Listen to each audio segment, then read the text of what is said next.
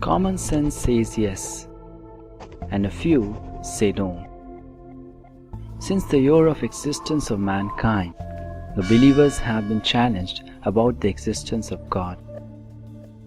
The main argument of the non-believers has always been that there are no evidences to prove that God does exist.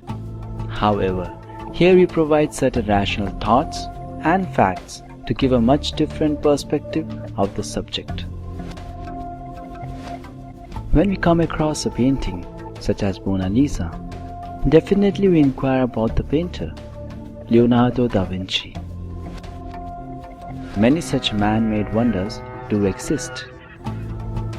To name a few: the Taj Mahal, India; the Palm Jumeirah, Dubai; Dreamliner, Boeing 787; International Space Station Hotel; Oasis of the Seas; Burj Khalifa; cars, robots, phones. The list is unending. There is definitely the intelligence of some intelligent being or beings involved behind such creations. So, who has created what we have not created?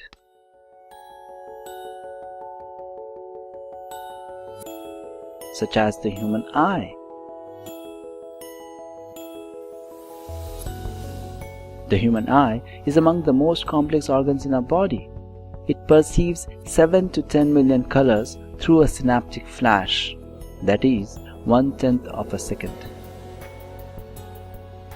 Who is the designer and creator of the human eye? And also of many other remarkably wonderful things, such as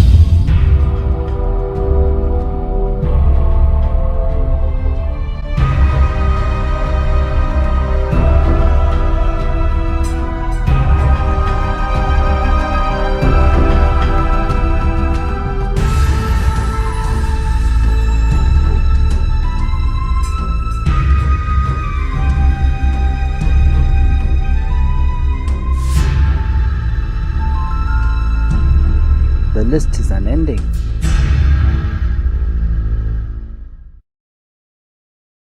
A complex design points to a deliberate designer.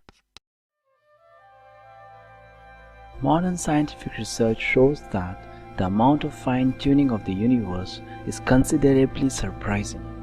The particularity of the details quite vividly points to an intelligent designer. Let's see some of the examples. First, speed of Earth's rotation. If the Earth rotates too quickly, we will have too many storms like tornadoes and hurricanes. And if it rotates too slowly, it will be too cold at night and too hot during the day.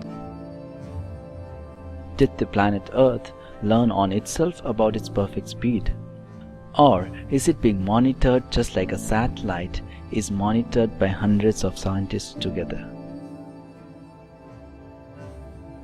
Second, size of Earth. The Earth's size and its corresponding gravity holds a thin layer of mostly nitrogen and oxygen gases, only extending about 50 miles above the Earth's surface. If Earth was smaller, an atmosphere would be impossible. If Earth were larger, its atmosphere would contain free hydrogen, which would make life impossible. Who gave it the perfect size? Third, location of Earth. Although it revolves around at a tremendous speed of nearly 67,000 miles per hour, it manages to maintain its position at the exact distance. Furthermore, it's found that if the Earth were any further away from the Sun, we would all freeze. Any closer and we would burn. Who thus pinned the planet Earth at the exact fitting distance from the Sun?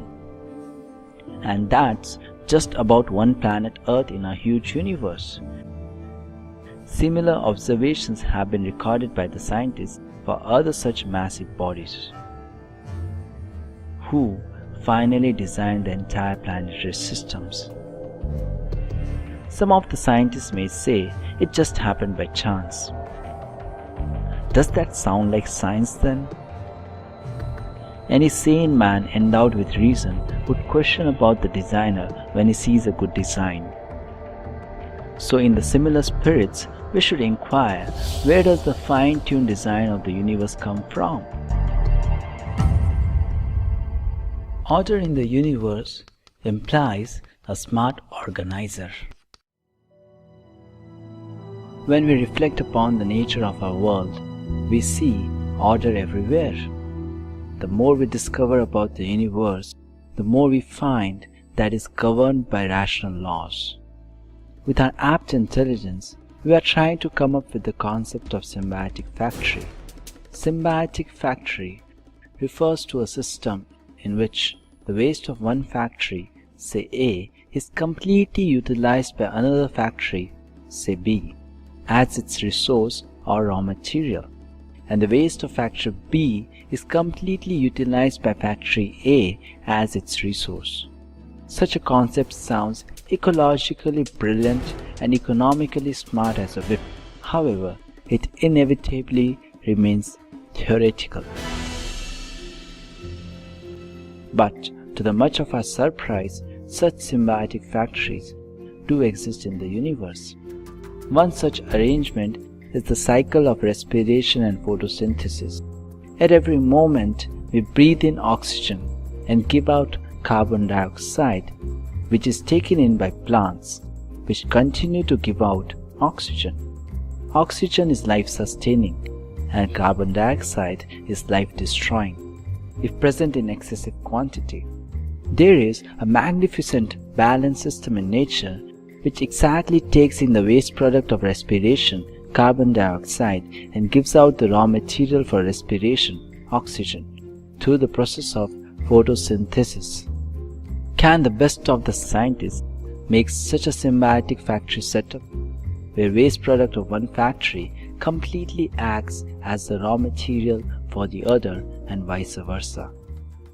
Now, since the universe has order and is governed by the laws of science, we should question how this order came about. Shouldn't there be an organizer behind all these complex arrangements in the nature? Speaking about the laws, uniform laws of nature connotes an intelligent lawmaker. Much of life may seem uncertain, but look at what we can count on day after day. Gravity remains constant. A hot cup of coffee left on a counter will get cold, and the earth rotates the same in 24 hours. How is that we can identify laws of nature that never change? Why is the universe so orderly, so reliable? The great scientists believe there are no logical necessities for a universe that obeys rules, let alone one that abides by the rules of mathematics. It is easy for them to imagine a universe in which conditions unpredictably change instant to instant. Richard Feynman, a Nobel Prize winner for quantum electrodynamics, said, "Why nature is mathematical is a mystery. The fact that there are rules at all is a kind of miracle." In our day-to-day life, we don't have any experience of a law which has not been made by someone. The forming of every single law and its enforcement is always governed by an intelligent person. So it's truly rational to infer that the universal laws and their strict enforcement imply the existence of a lawmaker. A creation undisputedly implies a creator. Now, if there is a designer, there is an organizer, there is a lawmaker, then definitely when we see the entire universe, we can infer that there is a creator. When even a paper rose flower needs a creator, then how can the real rose flower be created by no one? Many even say that the nature is working automatically, thus denying the need of a creator. They argue that seeing any divinity or God-controlling nature is just a sentimental longing coming from an unscientific mentality. So, does nature work automatically? The word automatically used in this context is somewhat misleading because automatically doesn't indicate the absence of a controller, but rather the absence of knowledge of the controller. When we say that a machine works automatically, what it means is that the machine doesn't require continuous interaction with the operator, but still there is an operator who activates the machine and monitors its working. For example, a child may be astounded by looking at a toy moving automatically, but a wise person will never be misled into the same conclusion as the inexperienced child.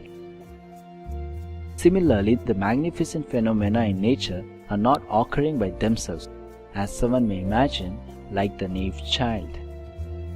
All natural phenomena are working under the expert, though remote and therefore invisible programming of God, as has been the conclusion throughout history of many wise people, both religious and scientific. Thus, it is that the famous physicist Lord Kelvin asserted, "If you think deeply enough, you will be forced by science to believe in God." Max Planck, the originator of quantum theory, remarked, "For religion, God is at the beginning. For science, God is at the end." In Vedanta Sutra, the concise summary of the Vedic literatures, we find similar conclusions. Janmadyasya yataha. God, or absolute truth, Brahman, is the source of everything. Likewise, Lord Krishna speaks in Bhagavad Gita that He, the Supreme Absolute Truth, is the source of all worlds and everything emanates from Him. Aham sarvasya prabhavo matha sarvam pravartate.